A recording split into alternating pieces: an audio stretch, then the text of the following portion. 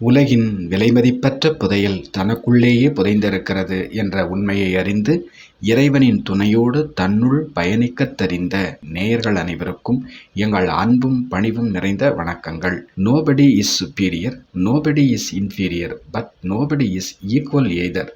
People are simply unique and incomparable. யாரும் உயர்ந்தவரும் இல்லை, யாரும் தாழ்ந்தவரும் இல்லை. அது மட்டுமல்ல, யாரும் யாருக்கும் சமமானவர்களும் இல்லை. மனிதர்கள் ஒவ்வொருவரும் தனிச்சிறந்தவர்கள், யாரோடும் ஒப்பிட முடியாதவர்கள். உங்களுடைய நாடக பாத்திரத்தை உங்களைத் தவிர உலகத்தில் வேறு யாராலும் உங்களை விட சிறப்பாக நடிக்க முடியாது. ஆகவேதான் தேர்ந்தெடுத்து உங்கள் கதாபாத்திரம் உங்களுக்கென வழங்கப்பட்டுள்ளது. வாழ்க்கையில் மிகச் சிரமமான காலகட்டம் என்பது உலகம் என்னை புரிந்து கொள்ளவில்லை என்பது கிடையாது. நான் என்னை புரிந்து கொள்ள முடியாததுதான் மிகச் சிக்கலான சிரமமான காலகட்டமாகும். ஆட்டுக்கூட்டத்துடன் மாட்டிக்கொண்ட சிங்கக்குட்டி எனக்கு கொம்பு இல்லையே, என்னால் இலைத்தலைகளை சாப்பிட முடியவில்லையே என்று வருந்தியது போல மனிதர்களாகிய நாமும் சில நேரங்களில் மாற்று திறன் கொண்டவர்களை, மாற்று வசதி கொண்டவர்களை, மாற்று குணம் கொண்டவர்களை பார்த்து பார்த்து தன்னை தானே குறைவாய் அதிர்ஷ்டமற்றவராய் நினைத்து கொண்டு வருந்துகின்றோம். தான் பெற்றிருக்கும் திறமைகளை, பண்புகளை, வசதிகளை புரிந்து கொள்ள, உணர்ந்து கொள்ள முடியாதவர்கள்தான் எப்போதும் தன்னை பிறரோடு ஒப்பீடு செய்து கொண்டிருக்கிறார்கள், பிறரோடு போட்டியிட்டு கொண்டிருக்கிறார்கள்.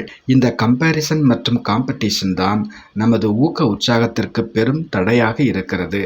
கம்பேர் செய்யுங்கள், ஆனால் நேற்றைய நானை விட இன்றைய நான் எவ்வளவு உயர்ந்திருக்கிறேன் என்று கம்பேர் செய்யுங்கள். போட்டி போடுங்கள், ஆனால் தனது பலத்தை கொண்டு தனது பலகீனங்களை வெல்ல வேண்டும் என போட்டியிடுங்கள். நமக்கு கிடைத்திருக்கும் புலன்களையும் அறிவியல் சாதனங்களையும் கொண்டு அண்டை வீட்டாரையும் அயலாரையும் அறிந்து கொள்ளும் ஆர்வம் அதிகரிக்க அது இல்லை இது இல்லை என்று எல்லோரையும் எல்லோரிடமும் எதிர்பார்ப்பவர்கள் ஆகிவிட்டோம். அந்த எதிர்பார்ப்பே நம்மை மிகச் சாதாரணமானவராய், பல நேரங்களில் நம்மை நாமே பலகீனமானவராய், ஒன்றுமற்றவராய் நினைக்க வைத்துவிட்டது. கழுத்திலேயே வைர மாலையை அணிந்து கொண்டு ஊரெல்லாம் தேடிய ராணியைப் போல மனிதர்கள் அன்பெங்கே, அமைதி எங்கே என உலகெல்லாம் அலைந்து கொண்டு இருக்கிறார்கள். இதைத்தான் திருமூலரும் தன்னை அறிய தனக்கொரு கேடில்லை என குறிப்பிடுகின்றார். தங்கமோ வைரமோ மணலின் மேற்பரப்பிலேயோ மலையின் மேற்பரப்பிலேயோ கிடைத்து விடாது. சுரங்கம் அமைத்து தோண்டி துருவி அலசி அரித்துத்தான் கண்டறிய முடியும். தங்கமான வைரமான நமது திறமைகளும் நமது ஆற்றல்களும் கூட சினிமா, சீரியல், விளையாட்டு, அரசியல் என்று மேற்பரப்பிலேயே திரிபவர்களுக்கு தென்படுவதில்லை. வாரத்தில் ஒரு நாளாவது அல்லது மாதத்தில் ஒரு நாளாவது மனிதர்களிடமிருந்தும் டிஜிட்டல் சாதனங்களிடமிருந்தும் விலகி ஏகாந்தத்தில் இருக்க பழகுங்கள்.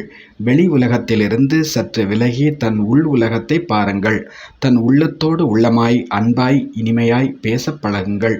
துப்பறியும் அதிகாரிகள் குற்றவாளிகளிடம் துருவி துருவி கேள்விகளை கேட்டு உண்மைகளை வரவழைத்து விடுவது போலவே தனக்குத்தானே நண்பனாகி, நல்ல ஆசிரியராய், குருவுமாக ஆகி உரையாட நமக்குள்ளே இறைவன் புதைத்து வைத்திருக்கும் நமக்கே நமக்கான அற்புத திறமைகள் நம்மில் வெளிப்பட ஆரம்பிக்கும்.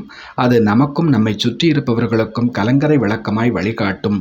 உண்மையில் நம்மை, நமது பண்பை, நமது ஆற்றலை அடையாளம் காணும் போது கம்பேரிசன், காம்படிஷன் எல்லாம் மறைந்து நல்லவர், கெட்டவர், வேண்டியவர், வேண்டாதவர் என்ற பேதமெல்லாமும் மறைந்து நான் பிறருக்கு உதவ வேண்டும், நன்மை செய்ய வேண்டும் என்ற பேரன்பு மட்டுமே உள்ளத்தில் நிறைந்திருக்கும். பிரதிபலன் எதிர்பாராது உலகிற்கு சேவை செய்யும் அந்த மனப்பக்குவமே தெய்வ நிலையாகும்.